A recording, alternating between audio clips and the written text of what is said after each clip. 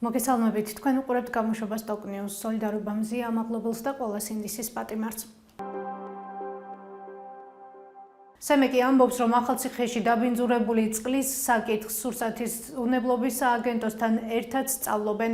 ამის შესახებ ენერგეტიკისა და წყალმომარაგების მარეგულირებელ ეროვნულ კომისიაში გვეუბნებიან. ახალციხეში მოსახლეობას ერთ კვირაზე მეტია დაბინძურებული სასმელი წყალი მიეწოდებათ. როგორც ადგილობრივები გვეუბნებიან, წყალს მატლები, მიწა და სხვა ნარჩენები მოყვება. გაერთიანებული წყალმომარაგების კომპანიაში გვეუბნებიან, რომ დაბინძურება უამინდობის გამო სათავე ნაგებობის ამღვრევამ გამოიწვია და მიმდინარეობს სარეაბილიტაციო სამუშაოები.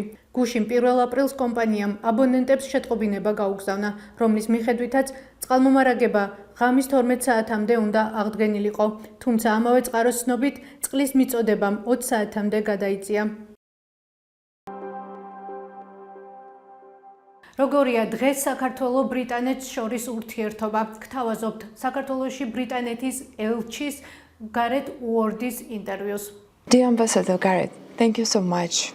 ბატონო ელჩო, დიდი მადლობა, რომ დღეს ხართ ჩვენი სტუმარი და თან ბევრი მიზეზის გამო ამ განსაკუთრებულ რეგიონში სამცხე-ჯავახეთში. ვიცი, რომ უკვე ბევრი შეხვედრა გქონდათ. მოგვიყევით მათ შესახებ, ვიდრე იმ პოლიტიკურ საკითხებზე ვისაუბრებთ, რომელსაც მწვავედ განიხილავს დღეს საქართველოს საზოგადოების ძალიან დიდი ნაწილი.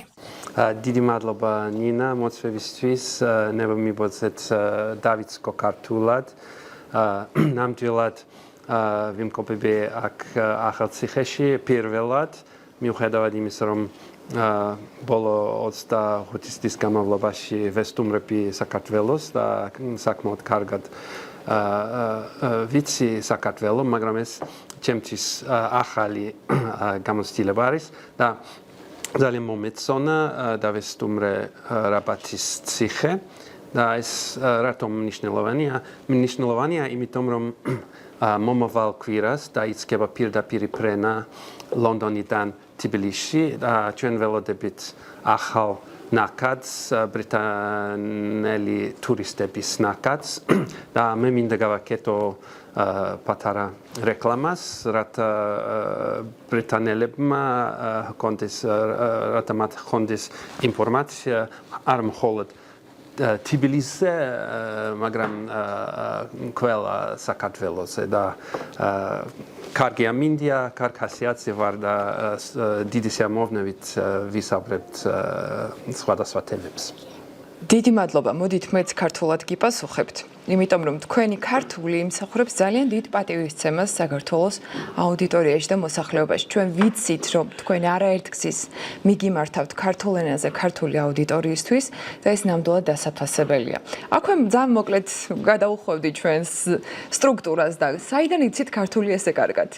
ამის წინ რაც დავიწყე მუშაობა, ჩემი თანამდებობა აქ, მე მქავდა ორი მშვენიერი ქართველი მასწავლებელი ლონდონში და ეს იყო კარგი შესაძლებლობა. ამბობენ, რომ ქართული ენა ძალიან რთულია, ვერ ვეთანხმები, ვმუშაობდი ვიეტნამში ელჩად და ვიეტნამური ენა ბევრად უფრო რთულია ვიდრე ქართული. მაგრამ ბოლო ჯამში, როდესაც ვისაუბრებთ პოლიტიკას და ეკონომიკას, ალბათ ინგლისურ ენაზე ცოტა უფრო ადვილი იქნება ჩემთვის. ძალიან დიდი მადლობა. მართლა ვაფასებთ ამ თქვენს ძალისხმევას, რომ ქართულად მიმართოთ ჩვენ საზოგადოებას და მით უმეტეს ფრენები, რომელიც თქვენ ახსენეთ, არის ძალიან მნიშვნელოვანი განსაკუთრებით ამ რთულ პერიოდში და მოდით მეც გადავერთვები ახლა ინგლისურ ენაზე, იმისთვის რომ როგორც ვთქვით და ჩვენმა აუდიტორიამაც იცის, ბევრი მნიშვნელოვანი საკითხი გვაქვს განსახილველი. განსაკუთრებით ბრიტანეთის ელჩთან და დიდი ბრიტანეთი გახდა ბოლო პერიოდში ძალიან მნიშვნელოვანი გლობალური აქტორი. არა მხოლოდ ბოლო პერიოდში, ზოგადად დიდი ბრიტანეთი იყო კურსის განსაზღვრელი საუკუნეების განმავლობაში და განსაკუთრებით მას შემდგომ, რაც ტრამპის ადმინისტრაცია მოვიდა ამერიკის მთავრობაში. So I will switch to the English. მეც გადავერთვები ახლა ინგლისურ ენაზე. ის ფაქტი, რომელიც თქვენ აღნიშნეთ, ლონდონიდან თბილისის მიმართულებით პირდაპირ რეისების შესახებ ძალიან მნიშვნელოვანია. არაფერს ვიტყვი იმაზე, თუ რას ნიშნავს ეს სტრატეგიული კომუნიკაციების კუთხით, რადგან ეს გაცილებით მეტია, ვიდრე მხოლოდ ტრანსპორტირება და მგზავრების გადაყვანა. მაგრამ სანამ საკუთარ დასკვნებს გამოვიტან, მინდა გითხრათ, რომ საქართველოს ყოველთვის მიაჩნდა ბრიტანეთი უმნიშვნელოვანეს პარტნიორად და მე ვფიქრობ, რომ საქართველოს მოქალაქეები კვლავაც ასე მიიჩნევენ. მაგრამ მინდა თქვენ გკითხოთ, როგორ აღწერთ დიდ ბრიტანეთსა და საქართველოს შორის დღევანდელ პარტნიორობას ბოლოდროინდელი ცვლილებებიდან გამომდინარე. მაგალითად, შეჩერებულია ორდროპის დიალოგი, ასევე კიბერუსაფრთხოების პროგრამა, გაუქმდა თავდაცვის მაღალი დონის მოლაპარაკებები, გართულდა ურთიერთობა საქართველოს მთავრობის მაღალჩინოსნებთან, მათთან, ვისაც საზოგადოების ნაწილი თვითგამოცხადებულ მთავრობას უწოდებს. მათ შორის მაკა ბოჭორიშვილთან, რომელსაც შეხვდით დიდი ბრიტანეთის მიერ დაწესებული სანქციების შემდეგ. ასე რომ, ამ ფონზე, ჩემი შეკითხვა, როგორ აღწერდით დიდი ბრიტანეთისა და საქართველოს დღევანდელ ურთიერთობას? So the question is, how would you describe the UK and Georgian relationships for today? Thank you. You've listed ჩვენს ორმხრივ ურთიერთობებში ზემოთ ჩამოთვლილი სირთულეები მნიშვნელოვანი და სერიოზულია და ამაზე ვისაუბრეთ. მაგრამ ასევე მინდა აღვნიშნო, რომ ჩვენი ურთიერთობა საქართველოსთან, რომელიც ძალიან მნიშვნელოვანი იყო საქართველოს დამოუკიდებლობის დღიდან, ეფუძნება რამდენიმე აშკარა ჭეშმარიტებას, რაც ასეთად რჩება. ჩვენ გვინდა, რომ საქართველო იყოს მტკიცე, რათა შეძლოს თავისი სუვერენიტეტისა და ტერიტორიული მთლიანობის დაცვა.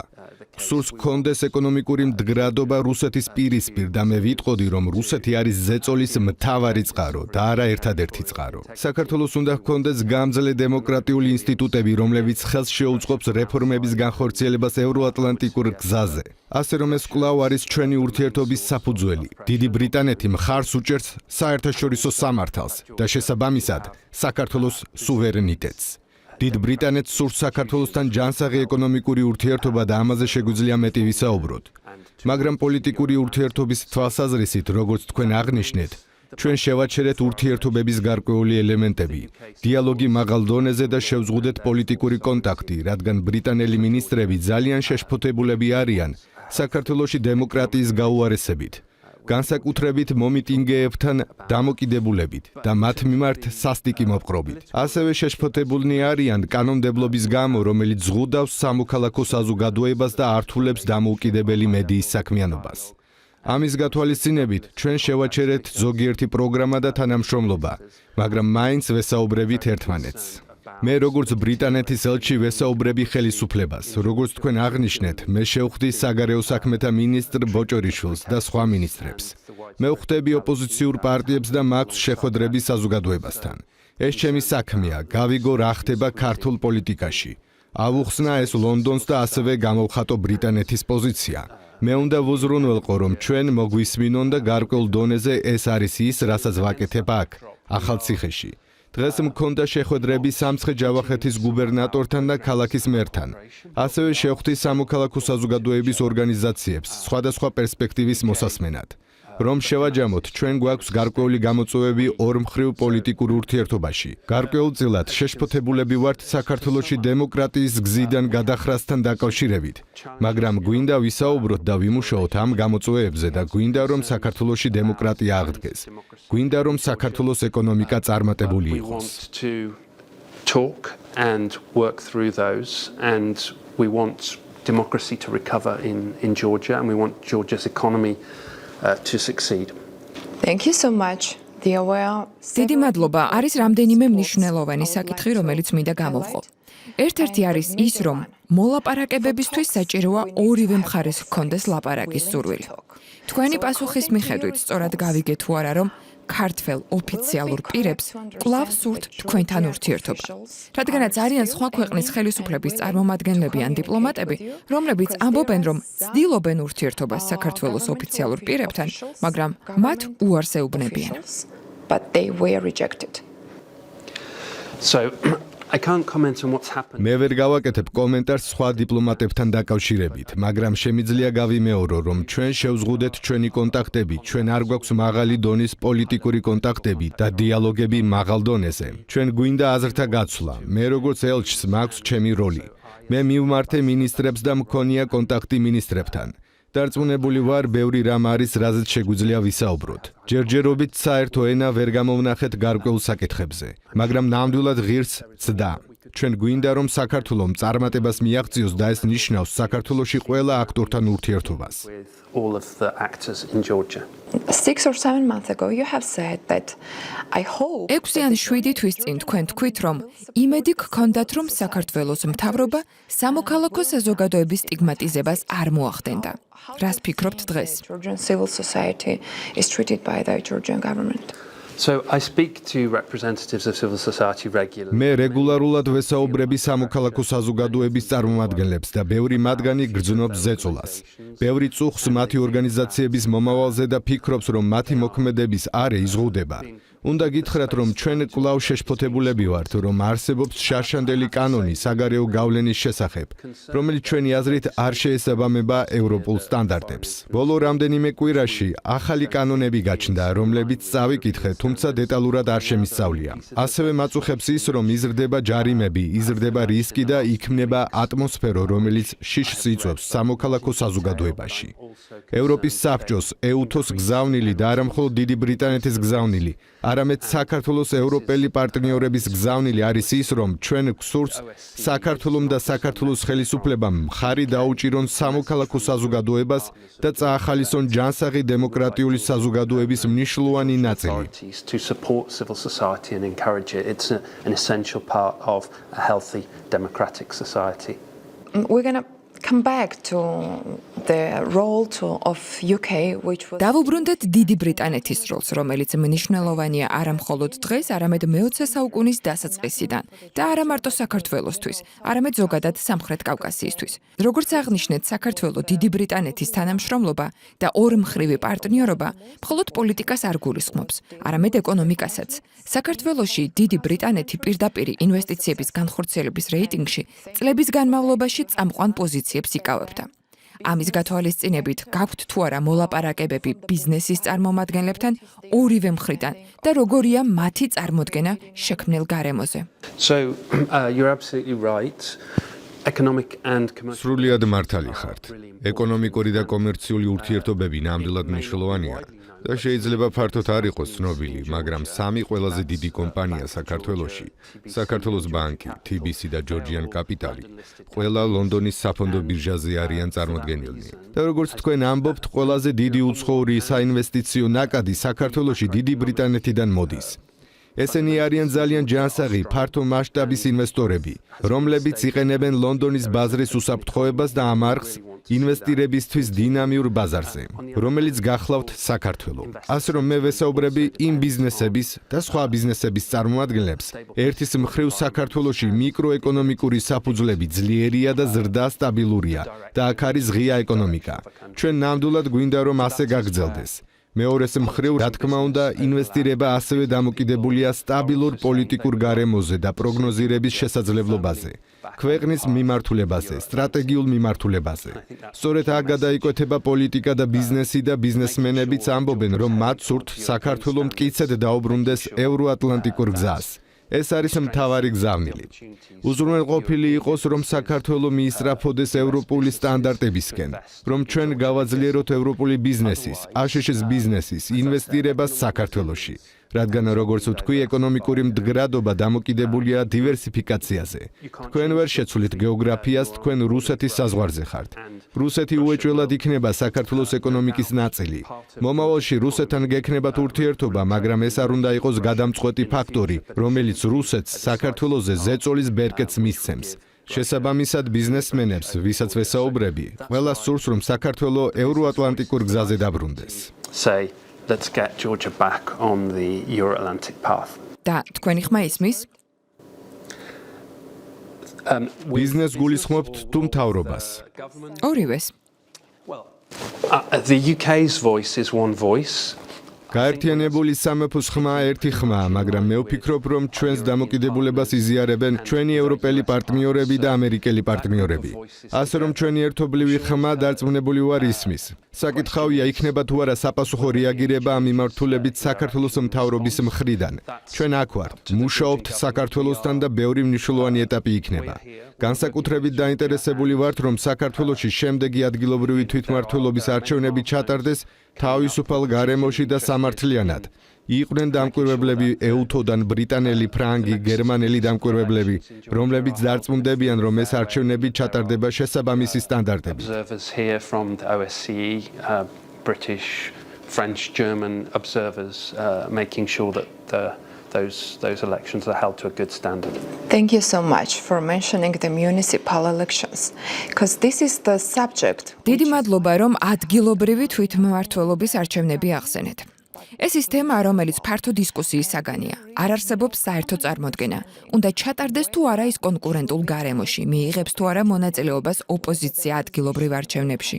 უნდა ვილაპარაკოთ თუ არა ადგილობრივი არჩევნების შესახებ და თუ ვერ ვხედავთ ქართული ოცნების მზადყოფნას ახალი საპარლამენტო არჩევნების ჩასატარებლად, მაშინ ღირს თუ არა მუნიციპალურ არჩევნებში ჩართვა. ჩემი შეკითხვაა, თქვენი აზრით, რამ შეიძლება იქონიოს გავლენა და შეცვალოს ის რეალობა, რომელშიც ახლა ვიმყოფებით და რა როლი ექნება ადგილობრივ არჩევნებს ამ რეალობის შესაცვლელად. The municipal election in changing the reality.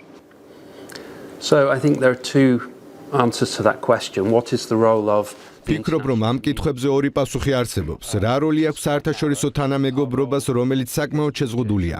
რადგან საქართველო არის EUTOS და ევროსაბჭოს წევრი და რადგან საქართველოს სურს გახდეს ევროკავშირისა და ნატოს წევრი, ჩვენი როლი არის ამ ორგანოების მხრიდან რჩევების მიცემა, მხარდაჭერა და ყურადღების გამახვილება. დამკვიდრებული პრაქტიკაა EUTOS საერთაშორისო დამკვირვებლების დასწრება არჩევნებზე EUTOS წევრ ქვეყნებში. ჩვენ ვიმედოვნებთ და ველით, რომ EUTOS დამკვირვებლები იქნებიან მოწვეული მომდევნო ადგილობრივი თვითმმართველობის არჩევნებზე. ჩვენ ყურადღებით დავაკვირდებით სიტუაციას. მეორე ნაწილი უფრო მნიშვნელოვანია. რა უნდა ქართველ ამომრჩეველს, რა სურთ ქართულ ოპოზიციურ პარტიებს, რა სურს ხელისუფლებას. ეს ჩემი გადასაწყვეტი არ არის და მე ვერ დავარწმუნებ ამომრჩევლებს ან ოპოზიციას, ან მთავრობას მონაწილეობა მიიღონ თუ არა, ან როგორ მიიღონ მონაწილეობა არჩევნებში. მაგრამ მე ვიტყოდი, რომ დემოკრატია და მრავალპარტიული დემოკრატია დაფუძნებული არჩევნებზე და არჩევნებში მონაწილეობა საშუალებას აძლევს ხალხს მისი ხმა ყურად იღონ. ასე რომ ზოგადი გზავნილი ყოველთვის იქნება, რომ ამომრჩევლებმა მიიღონ მონაწილეობა, ხმა მისცენ, რომ მათი ხმა შეისმინონ. პოლიტიკურმა პარტიებმა მონაწილეობა მიიღონ და მათი პოლიტიკა აუხსნან საზოგადოებას. Participate, explain your policies to the public.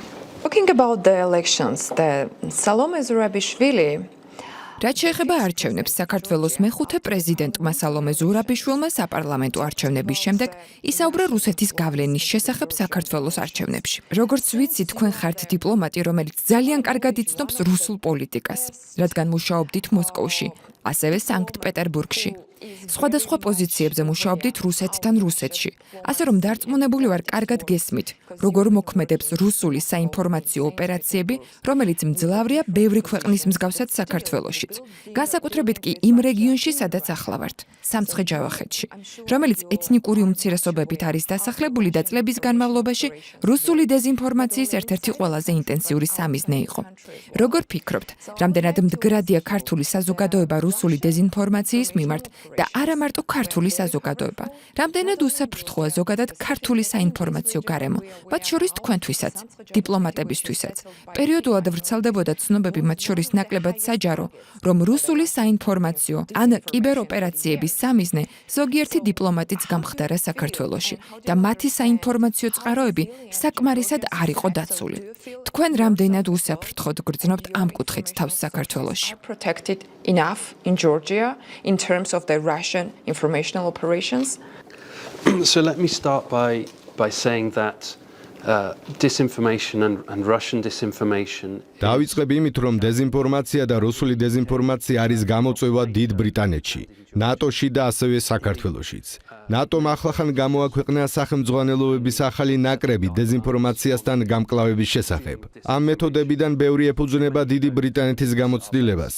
საჭიროა მრავალშრიანი რეაგირება. თქვენი საზოგადოება უნდა გახდეს მოქნილი, უნდა იცოდნენ, როგორ გამოიყენონ მედია, ინფორმირებული გზით შეამოწმონ რესურსები. საჭიროა არსებობდეს საგამოძიებო ჟურნალისტიკა, რათა დარწმუნდეთ, რომ ახალი ინფორმაციის მიღებისას არსებობს სათანადო წყარო, რომელიც უნდა შეისწავლოთ და შეაფასოთ. ასევე გჭირდებათ ჯანსაღი აქტიური დამოუკიდებელი მედია. ფიქრობ, რომ საქართველოში ეს ყველაფერი არსებობს. მით უმეტეს რომ იცით, თქვენს მეზობელს უკვე ოკუპირებული აქვს თქვენი ტერიტორიის 20% და აკონტროლებს აფხაზეთსა და სამხრეთ ოსეთს. აშკარაა, რომ ისინი იყენებენ უამრავ საინფორმაციო მეთოდს ამ სივრცეში რუსული ენის გამოყენებით არჩევნების წინ და ეს ძალიან ნათლად დავინახეთ მოლდოვაში, სადაც წინასაარჩევნოდ რუსული დეზინფორმაცია და რუსეთთან დაკავშირებული ოლიგარქები იყენებდნენ ტექნოლოგიებს, რათა ჩაეშალათ არჩევნები.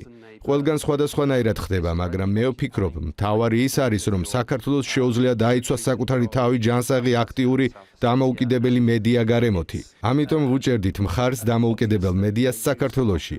ამიტომ უჭერდა მხარს საერთაშორისო საზოგადოება დამოუკიდებელ მედიას.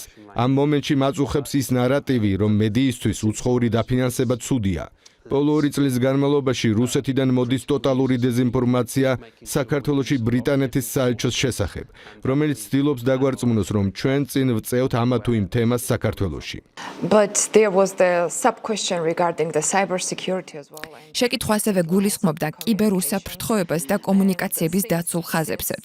და ვინაიდან საქართველოსა და დიდ ბრიტანეთს შორის კიბერუსაფრთხოების კონკრეტული პროგრამა ახლა შეწყვეტილია, მინდა კიბერუსაფრთხოებაზეც მიპასუხოთ. Terminated. Just I would like to ask you about the cyber security as well. So cybersecurity, of course, is essential.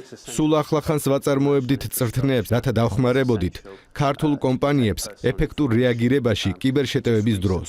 ჩვენ გვქონდა ხანგრძლივი თანამშრომლობა საქართველოს მთავრობასთან კიბერუსაფრთხოების სფეროში. დარწმუნებული ვართ, რომ საქართველოს მთავრობამ გააუმჯობესა თავისი კიბერუნარები და ეს კარგია. მაგრამ როგორც თქვენ თქვით, ამ ეტაპზე, როდესაც ჩვენ შეშფოთებულები ვართ დემოკრატიის მიმართულების ცვლით საქართველოში და გვინდა დავინახოთ დემოკრატიული უკუსვლის დასასრული, ჩვენ შევაჩერეთ მუშაობა. ფიქრობ, საქართველო მიცის, რომ მნიშვნელოვანია დაცვა საქართველო მიცის სად არის საფრთხე, მისი საინფორმაციო და კიბერ ინფრასტრუქტურისთვის. ისინი მომდინარეობენ მათ შორის რუსეთიდან.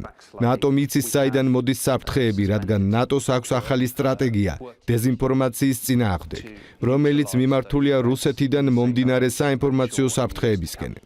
Thank you so much. And you've been talking about the role of the media. თქვენ ბევრი ისაუბრეთ მედიის როლზე. იქედან გამომდინარე, რომ ქართული ოცნება აპირებს დაუწესოს ქართულ საზოგადოებას, მედიას და სამოქალაქო საზოგადოებას უამრავი შეზღუდვა, იღებს ახალ კანონებს, უფრო და უფრო რთულდება მუშაობა. მაგრამ ამავდროულად ჩვენ ვართ რეგიონში, სადაც პროპაგანდა, როგორც უკვე აღვნიშნე, ძლიერად მოქმედებს. დასავლური მხარდაჭერა წლების განმავლობაში არ იყო ისეთი ინტენსიური რეგიონული მედიის მიმართულებით, როგორც დედაქალაქში ბაზირებულების მიმართ. ზოგჯერ რეგიონული მედია თვლის, რომ მათ ძალისხმევასა და რესურსებს არასათანადო გარემო აქვს განვითარებისთვის. მაგალითად, როცა არჩევნების შედეგებს ვუყურებთ, ვხედავთ, რომ საქართველოში ყველაზე დაუცველია რეგიონები და იქ საინფორმაციო უსაფრთხოება. ამავე დროს ქართული რეგიონული მედია მაუწყებლობა მუდმივად ცდილობს მოგვაწვდინოს ხმა, რომ ის მნიშვნელოვანია, რადგან მაუწყებლობა საქართველოში დღემდე ნომერ პირველი საინფორმაციო წყაროა და ასევე რეგიონული მედია ძალიან ახლოს დგას რეგიონულ აუდიტორიასთან. So that's a fair question or criticism. I think it's probably true that we as სამართლიანი შეკითხვაა თუ კრიტიკა. ვფიქრობ ალბათ მართალია, რომ ჩვენ როგორც საქართველოს ევროპელი პარტნიორები დიდ ყურადღებას ვაქცევთ დედაქალაქს და საკმარის ყურადღებას არ ვუთმობთ რეგიონებს. მინდა გითხრათ, დიდ ბრიტანეთში თუ გკითხავთ რეგიონულ მედიას რა მდგომარეობაა, ალბათ იტყვიან, რომ ფინანსურად რთული მდგომარეობაა. ზეწოლას განიცდიან, რადგან ძნელია კონკურენცია გაუწიონ უფრო კომერციალიზებულ ეროვნულ ჟურნალისტიკას. ძნელია კონკურენცია მთლიანობაში ახალი სოციალური მედიის არხებთან და ასე შემდეგ. მაგრამ შემიძლია ასე ვთქვა, მართალია, რომ ყველანაირი პოლიტიკა ლოკალურია, რადგან საბოლოო ჯამში პოლიტიკა აქტუალური უნდა გახდეს ადგილობრივი მოსახლეობისთვის. ფიქრობ, იგივე შეიძლება ითქვას მედიაზეც. ყველა მედია ადგილობრივია იმ გაგებით, რომ თქვენ უნდა ისაუბროთ იმ საკითხებზე, რომლებიც მნიშვნელოვანია ადგილობრივი მოსახლეობისთვის, თუ მათი ჩართულობა გსურთ. მე ახლა უფრო მეც მოგზაურობ საქართველოში. საქართველოში ჩემი პირველი რამდენიმე თვე ძირითადად თბილისში ვიყავი. მაგრამ სურს მეტი ვიმოგზაურო, რათა მეტად გავიცნო ქვეყანა. ფიქრობ ჩვენი მხრიდან მომავალ მხარდაჭერაზე, რადგან ჩვენ გავაგრძელებთ სამოქალაქო საზოგადოებისა და დამოუკიდებელი მედიის მხარდაჭერას საქართველოში და არა მხოლოდ საქართველოში. ეს არის ჩვენი პოლიტიკა რეგიონში და გლობალურად. ჩვენ ყურადღებას გავამახვილებთ იმ ორგანიზაციების მხარდაჭერაზე, რომლებიც მოქმედებენ რეგიონებში და იმ მედია ორგანიზაციებზე, რომლებიც უშუალოდ ესაუბრებიან რეგიონებში მცხოვრებ ადამიანებს, ზოგჯერ საკუთარ ენაზე. დიდ ბრიტანეთში ჩვენ ვართ მრავალენოვანი საზოგადოება, გვაქვს უელსური და შოტლანდიური დიალექტები და ირლანდიური დიალექტები და გვაქვს მედია ყველა ამ ენაზე. აქაც საქართველოში თქვენ მულტიეთნიკური ქვეყანა ხართ და ლოგიკურია რომ გექნებათ მედია სომხურ და აზერბაიჯანულ ენებზეც. You would have media also in Armenian and in Azerbaijan. Yeah, right. So the journalist you are talking to also represents the multi-language and multi-ethnical media outlet which also talks in Armenian. მართალია, მაგალითად მეც წარმოვადგენ მედიას, რომელიც ასევე ესაუბრება აუდიტორიას სომხურ და აზერბაიჯანულ ენებს. გლობალურ პოლიტიკაზეც მინდა გკითხოთ, თუმცა გლობალიზაციის პირობებში სამყაროში თითქმის აღარაფერია იზოლირებული გავლენის მქონე. მაგალითად, თეთრ სახლში რაც ხდება, გარკვეულ დონეზე მოქმედებს ახალციხის მოსახლეობაზეც. მაგალითად, USAID-ის პროექტებით შემიძლია მოვიყვანო. ამიტომ მინდა გკითხოთ, გლობალურ წესრიგში განხორციელებული უზარმაზარი ცვლილებების შემდეგ დიდი ბრიტანეთის როლი კიდევ უფრო გაიზარდა და რაც შეეხება უკრაინას, თქვენი მხარდაჭერა, თქვენი როლი და განცხადებები, რომლებსაც დიდი ბრიტანეთის მთავრობა აკეთებს, დიდ იმედს აძლევს ხალხს, არა მხოლოდ უკრაინაში. ამ მიმართულებით რა გზავნილი გაქვთ მოსახლეობისთვის, რომელიც მხარს უჭერს უკრაინას და რომელსაც სურს დაინახოს სამართლიანი გამოსავალი.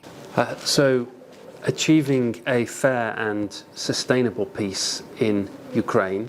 ამ საკითხში ჩვენი ჩართულობის პირველი პრინციპია არაფერი უკრაინის შესახებ უკრაინის გარეშე. ასე რომ უკრაინა უნდა იყოს ჩართული გადაწყვეტილების მიღების დროს, უნდა იჯდეს მოლაპარაკების მაგიდასთან და საბოლოოდ უკრაინა გადაწყვეტს, მიიღოს თუ არა შეთანხმება. ასე რომ ეს კარგია უკრაინელი ხალხისთვის, მაგრამ სამართლიანი და მდგრადი მშვიდობა ასევე კარგი იქნება ევროპისთვის. რადგან ეს ნიშნავს, რომ რუსეთი აღარ დაბრუნდება, როგორც ეს არაერთხელ ვნახეთ ბოლო 2 წლეულის განმავლობაში. თავიდან იწყებს ცეცხლის შეწყვეტის დარღვევით, იყენებს სხვადასხვა ტიპის იარაღს, კინეტიკურს თუ ჰიბრიდულს. შესაბამისად, საქართველოსთვისაც ასევე მნიშვნელოვანია, იქნება თუ არა უკრაინაში სამართლიანი და მდგრადი მშვიდობა. არის კიდევ რამდენიმე რამ, რაც აუცილებელია. უპირველეს ყოვლისა ძალიან მნიშვნელოვანია აშშ-ის როლი. ამიტომ ჩვენ ვმუშაობთ. ვემხრობით აშშ-ის რუსეთსა და კიევს შორის დისკუსიებს, რათა ეს მოლაპარაკებები მაქსიმალურად ეფექტური იყოს. ჩვენ ვმუშაობთ იმისთვის, რომ ევროპა გაძლიერდეს ნატოს მეშვეობით. როგორც ხედავთ, ჩვენ მეც ვხარჯავთ ამისთვის და ნატოს ბევრი სხვა ევროპული წევრი ქვეყანაც იგივეს აკეთებს. ჩვენ მხარს ვუბამთ საფრანგეთის ძალისხმევას, რათა შევთავაზოთ უკრაინას უსაფრთხოების გარანტიები. უკრაინა უნდა დარწმუნდეს, რომ არსებობს უსაფრთხოების გარანტია, რომელსაც შეუძლია უზრუნველყოს გრძელვადიანი მშვიდობა. ჩვენ გვინდა, რომ აშშ ამ პროცესში ჩართული იყოს. ასე რომ პირველი გზავნილი არაფერი უკრაინის შესახებ უკრაინის გარეშე. მეორე არის ის, რომ აშშ გადამწყვეტია ამ პროცესში. მესამე გზავნილია, რომ დიდი ბრიტანეთი აქტიურია, ლიდერობს და მხარს უბამს ფრანგულ და ევროპულ რეაგირებას. და ჩემი მეოთხე გზავნილი იქნება ის, რომ ბევრი რამ, რისთვისაც ჩვენ მხარს ვუჭერთ უკრაინას ბრძოლაში, სუვერენიტეტი, შესაძლებლობა, რომ რუსეთი ვერ დაემუქროს, ეს არის ის, რაც მნიშვნელოვანია საქართველოსთვის. ამიტომ გვინდა, რომ ევროპის უსაფრთხოების მომავალმა არქიტექტურამ ნებისმიერ ქვეყანას მისცეს შესაძლებლობა აირჩიოს თავისი ეკონომიკური და უსაფრთხოების პარტნიორები, მესამე მხარის ზეწოლის გარეშე, იქნება ეს რუსეთი თუ სხვა. Partners without pressure from a third party, whether that's Russia or someone else. Thank you so much. You actually ჩვენი ინტერვიუს დასასრულს მინდა გკითხოთ ნატოსა და ნატო-საქართველოს ურთიერთობებზე. რადგან დიდი ბრიტანეთი რუმინეთის საელჩოსთან ერთად ნატოს ოფიციალური საკონტაქტო საელჩოებია საქართველოში. როგორი იქნება ნატოს-საქართველოს ურთიერთობა იმ მოცემულობის გათვალისწინებით, რაზეც დღეს უკვე ვისაუბრეთ. have already discussed for today. So, as you mentioned, UK and Romania are contact point embassies for. როგორც თქვენ აღნიშნეთ, დიდი ბრიტანეთი და რუმინეთი არიან ნატოს საკონტაქტო საელჩოები აქ საქართველოში. ჩვენ ვიყავით საქართველოს ნატოში ინტეგრაციის ძლიერი მხარდაჭერები ბოლო 15 წლის განმავლობაში. ფიქრობ, რაც ამ მომენტში ცხადია არის ის, რომ ნატო იცავს თავის მოკავშირეებს, მაგრამ ის ასევე ითვალისწინებს ღირებულებებს. ჩვენ გქონდა მკაფიო მსჯელობა საქართველოს ხელისუფლებასთან, რომ დემოკრატია, კანონის უზენაესობა და ადამიანის უფლებები მნიშვნელოვანია ნატოსთვისაც. ის პრობლემები, რომლებზეც ადრე ვისაუბრე, საქართველოსთან ორმხრივი ურთიერთობების სირთულეები მნიშვნელოვანია არა მხოლოდ ევროკავშირისთვის, არამედ ნატოსთვისაც. ასევე უნდა ვთქვათ, რომ ნატოს აქვს საქართველოსთან აქტივობის სპეციალური პროგრამა. საქართველოს ნატოს სპეციალური პროგრამა SNGP. ეს პროგრამა მოქმედებს საქართველოში შესაძლებლობების გასაძლიერებლად და ჩვენ გვინდა რომ ის გაგრძელდეს, მაგრამ გვინდა იყოს მაქსიმალურად ეფექტური და ცხადია, ისეთ გარემოში, ისეთ უსაფრთხოების გარემოში, როგორიც ევროპაშია. ეს ნიშნავს, რომ ყველამ მეტი უნდა დახარჯოს საკუთარ თავდაცვაზე. ეს მოიცავს დიდ ბრიტანეთს, მოიცავს გერმანიას, მოიცავს საქართველოსაც. ასე რომ ეს არის ის, რაც ჩვენ მომავალში უნდა დავინახოთ, რომ საქართველოს ხელისუფლება აიღებს რეფორმების განხორციელების ვალდებულებას, ნატოს მიმართულებით და კვლავ აიღებს ვალდებულებას იყოს იმ ქვეყნების ჯგუფის ნაწილი, რომლებმაც იციან, რომ ჩვენ გვჭირდება ევროპის უსაფრთხოების დაცვა. Thank you so much. And the last question. და ბოლო კითხვა გპირდებით. თქვენ რამდენჯერ მიახსენეთ საქართველოს მთავრობა, საქართველოს ხელისუფლება, საქართველოს მინისტრები. რამდენად განიხილავს, აპირებს გაერთიანებული სამეფო იმის აღიარებას, რომ ეს გუნდი საქართველოს მთავრობაა. თუ ეს უკვე უთქმელად მოხდა. მაკა ბოჭორიშვილის ელჩ დანიგანთან შეხვედრის შემდეგ ბევრი კითხვა გაჩნდა დასავლური სამყაროს მიმართ. რა სიტყვით დიდი ბრიტანეთის შესახებ? So what about UK? There's a legal answer to this question. The UK recognizes Georgia. ამ კითხვაზე კორექტული პასუხი იქნება, რომ დიდი ბრიტანეთი აღიარებს საქართველოს სახელმწიფოს. ჩვენ დიპლომატიური ურთიერთობა გვაქვს საქართველოსთან. ასე რომ მე ვარ აქ როგორც გაერთიანებული სამეფოს ელჩი საქართველოს სახელმწიფოში და შეძლების დაგვარად ვაკეთებ ჩემს საქმეს. მე აღვნიშნე, რომ ჩვენ გვინდა ვიხილოთ ურთიერთობების გაუმჯობესება. გვინდა ვიხილოთ მეტი პოლიტიკური კონტაქტი, მაგრამ ჩვენი გადმოსახედიდან ეს რომ მოხდეს, ქვეყანა უნდა დაუბრუნდეს დემოკრატიულ სტანდარტებს. A return to democratic standards for that to happen. დიდი მადლობა.